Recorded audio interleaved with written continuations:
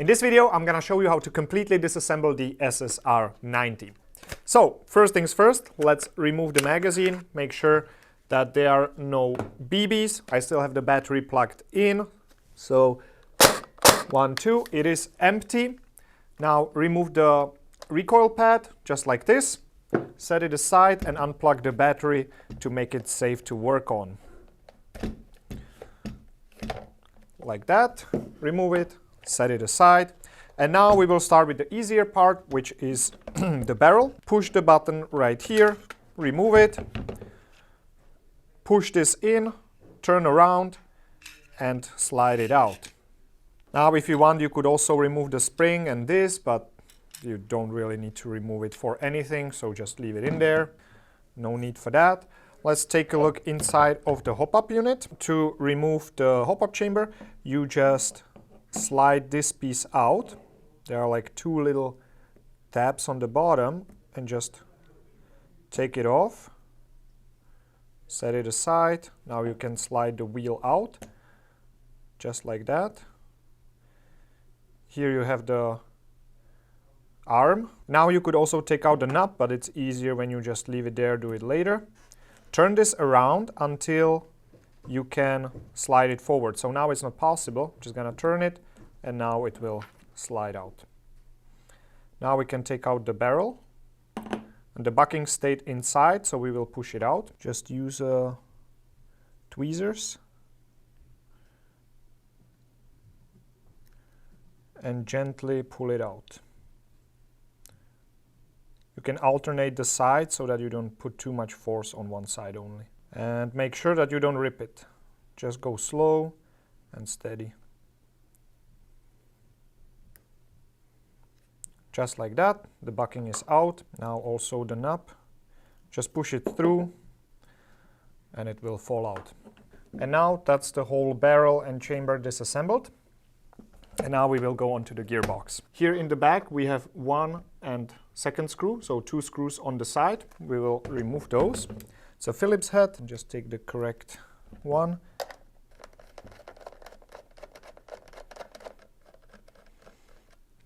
You can leave them in the plate, they will stay there.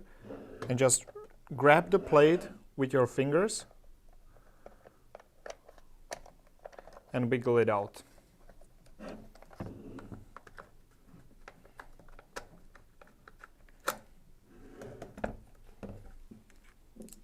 Just like that. As you can see, these 2 screws are still there. And now we can take out the whole gearbox. Just like that. And now this is empty. We can set it aside. Now the first thing I'm gonna do is take out the spring. So I'm gonna unscrew this cover and take out the spring. You can do it with a tool. It's also possible to do it with just your finger, like that. And now nothing inside is under tension anymore, so we can proceed with the rest. Here we have a couple of screws. We will remove them, and then we will be able to open the gearbox. I'm gonna start with this one, because this one is holding also the cage for the motor. I'm gonna remove that one. Now you should keep your screws organized. It's best to have like a template of the gearbox and put it in the different places, or you can just put them kind of like imagine how the gearbox is laid out, and I'm gonna put this one here, this one I'm gonna put here, this one here, and so on, and then I know where the screws need to be when I'm assembling it back together. Then this one.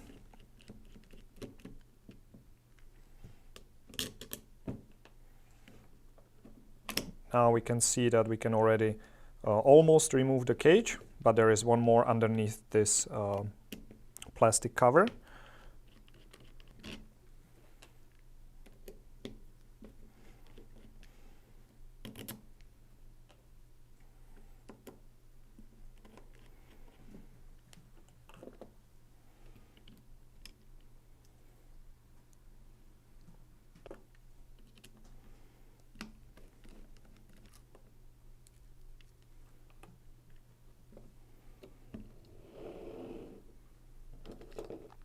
Now if you want, you can also remove the connection to the motor.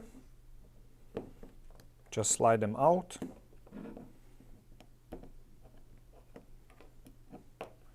Just like that. And you can also take the motor out of the cage. There is one more screw here.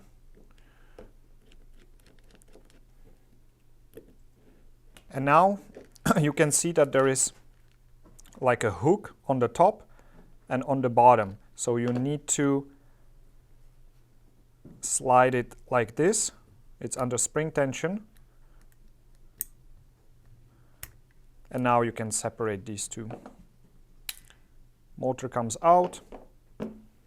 And that's all for the cage and the motor. Also, don't forget the shim that is placed here. It will probably stick to the motor because it's magnetic. Now let's move on to the gearbox. We still have one more screw here.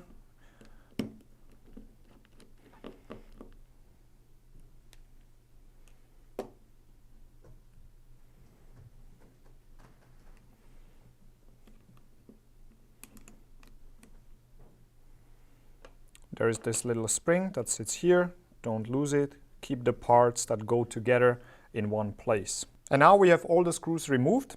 The last thing that's holding it together is this bar on the top. Just slide it off. And now we can open the gearbox. Do it slowly because you don't want anything to jump out.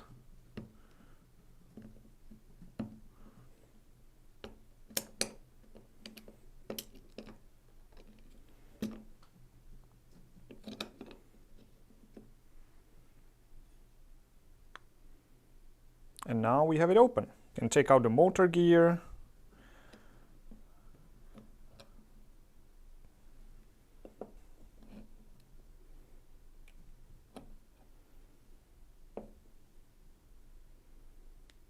This, be careful, there is a tiny little spring which likes to jump out. Keep it on there.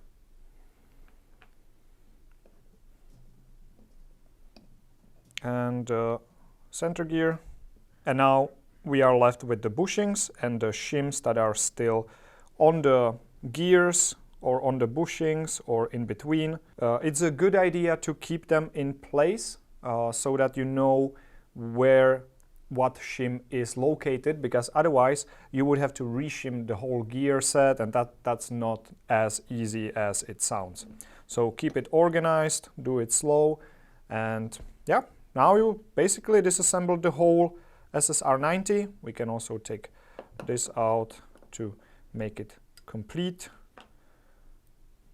And this we will leave together because it's nice and firm in there to not lose any air pressure when the piston is moving back and forth. You can also separate these, but it is really tight and there is literally no need to do that.